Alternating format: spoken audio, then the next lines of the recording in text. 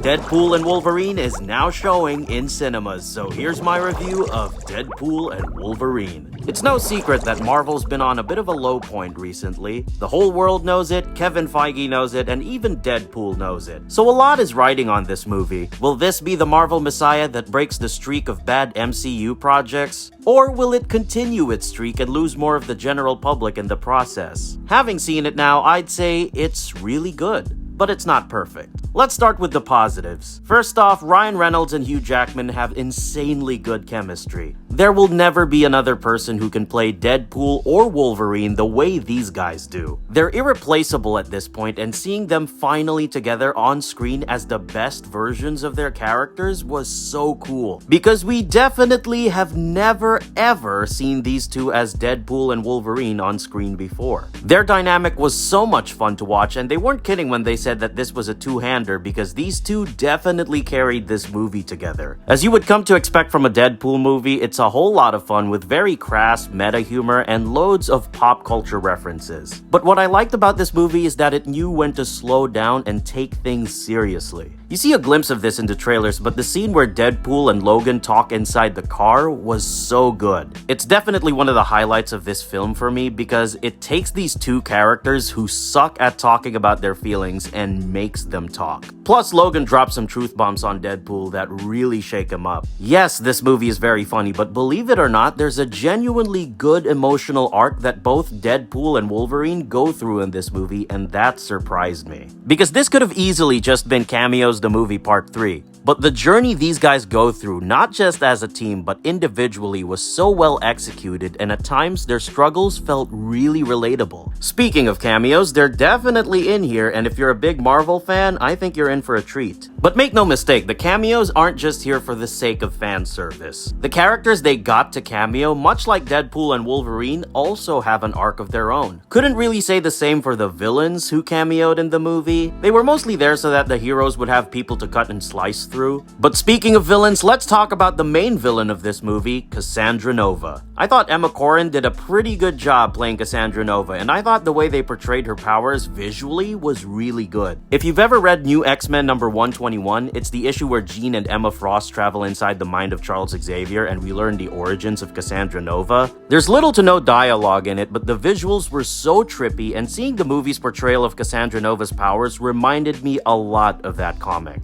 But despite all that, unfortunately, I think Cassandra Nova was one of the weaker parts of the movie. Great performance from Emma Corrin, and the on-screen treatment of her powers were so cool to watch. But her motives weren't exactly compelling or complex. If I remember correctly, there was even a scene where Deadpool goes, "Why are you like this?" And Cassandra Nova just says, "I really don't know," while chuckling. Personally, I'm gonna need a little more than "I really don't know" to win me over or convince me. Another thing I want to touch on is the CGI. For the most part, it's really good, but I could think of two scenes in particular where the CGI wasn't so neat. But despite those two nitpicks, I think the movie is really good. There's a really strong emotional core in this movie, and it's a whole lot of fun. Not to mention, the action sequences were really creative. It's also a really sweet tribute to the Fox universe of Marvel movies. Love them or hate them, once upon a time, these versions of these characters were all we had. And this movie celebrates them while also preparing us for the next phase of the MCU. Now for the big question, is Marvel back?